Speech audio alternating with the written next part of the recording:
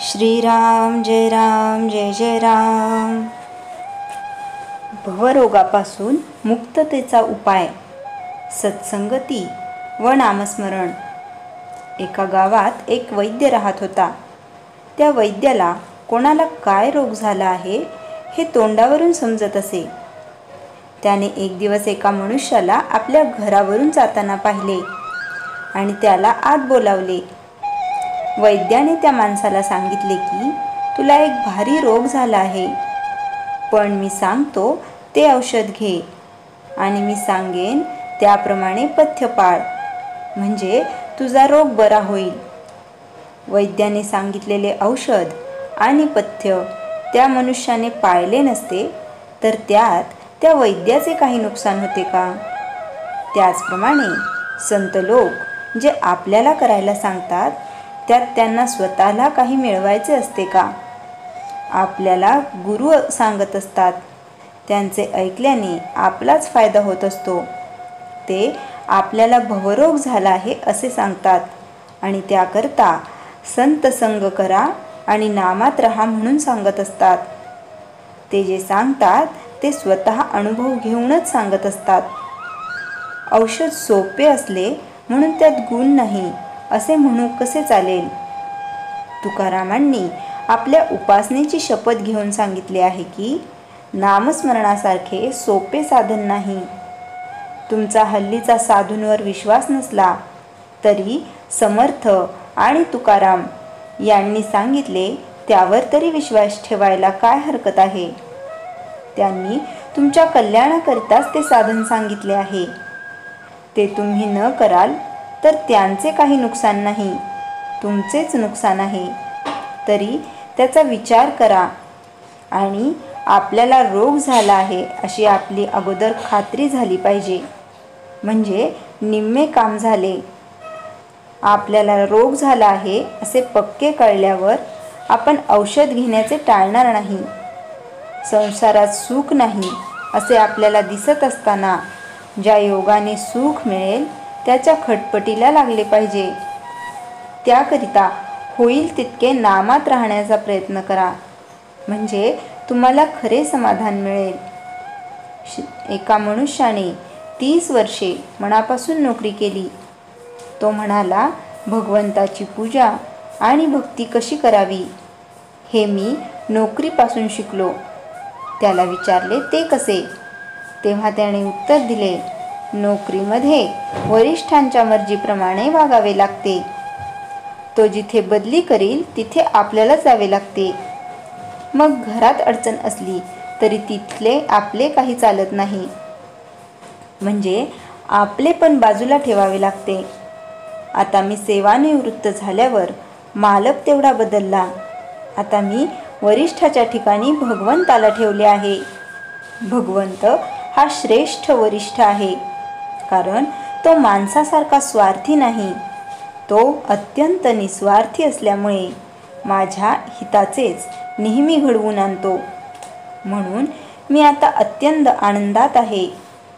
याचप्रमाणे प्रत्येक माणसाने आपल्या प्रपंचापासून परमार्थ करायला शिकले पाहिजे. हेच आपल्या जीवनाचे सार आहे. श्रीराम जय राम जय जय राम. चैतन्यवाणी. अनन्यतेशिवाय भगवंताची प्राप्ती नाही, त्यातच भक्ती जन्म पावते. श्रीराम जय राम जय जय राम. श्रीरामनवमीचे प्रवचन 3. राम दयाळू आहे, त्याने काहीही केले तरी दयाच आहे. आता बाहेर दयाच दया, दयामूर्तीच तो, त्याचा क्रोधही दयारूपच. रामाने शत्रूला मारले पण मरताना उद्धार केला. रामाचा कोपही कल्याणकारक, म्हणूनच रामचरित्र गोड. रामाचा ध्यास लागला पाहिजे. दशरथाला रामाचा विरह झाला. राम राम म्हणत प्राण गेला, त्याला सद्गती मिळाली. जटायूला मोठा आनंद झाला की मरते वेळी रामाचे दर्शन झाले आणि त्याला पाहत पाहत राम राम म्हणत म्हणत प्राणोत्क्रम झाले. मरीचाला रावण म्हणाला, सुवर्णमृग हो आणि कपटाने राम लक्ष्मणांना सीतेपासून दूर ने. मग मी सीतेचे हरण करीन. मारीच प्रथम कबूल होईना. रावण म्हणाला, तू जर माझे ऐकले नाहीस तर मी तुला ठार मारीन. मारीच मनात म्हणाला, रावणाच्या हातून मरण्यापेक्षा रामाच्याच हातून मेलेले काय वाईट. रामरूप पाहत पाहत त्याने प्राण सोडला. त्यालाही रामाने आत्मस्वरूपात मिळवले.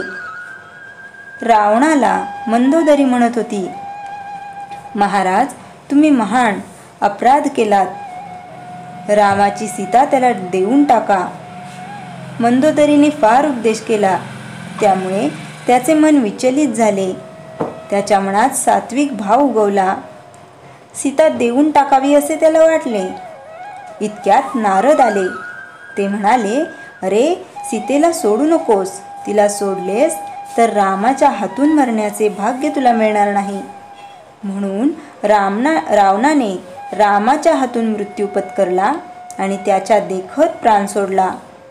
रामाची सर्वच कृती गोड, आकृती गोड, मग त्याच्या नामात किती गोडी असली पाहिजे. पण आपल्या अंतरात थोडा तरी सद्भाव विश्वास असला पाहिजे. अंतरी थोडे तरी नामप्रेम असावे. मग नामस्मरणात फार आनंद येईल. आपल्यामध्ये प्रेम नाही असे आपल्याला वाटते, पण प्रेम नाही कसे. प्रेम आहे, पण ते आपण प्रपंचात लावले आहे. तेच राम नामात लावायचे आहे. त्यासाठीच रामचरित्र ऐकावे. आपल्याला जुळणारे असेच रामचरित्र आहे. प्रापंचिकाला ते आदर्शरूप आहे, म्हणून त्याचेच अखंड स्मरण करावे. आपण रामाला अनन्य शरण जाऊया, मग तो सर्व अडचणी दूर करील. राम आपल्याला बोलावतो आहे, पण आपणच काम पुष्कळ असल्यामुळे जाऊ इच्छित नाही. खरे ना? आणखी काय सांगावे बरे? आशीर्वाद. श्रीराम जय राम जय जय राम. जयाच्या जनी जन्मनामार्थ झाला. जयाने सदा वासनामात केला. जयाच्या मुखी सर्वदा नाम कीर्ती. नमस्कार त्या ब्रह्मचैतन्यमूर्ती. श्रीराम जय राम जय जय राम.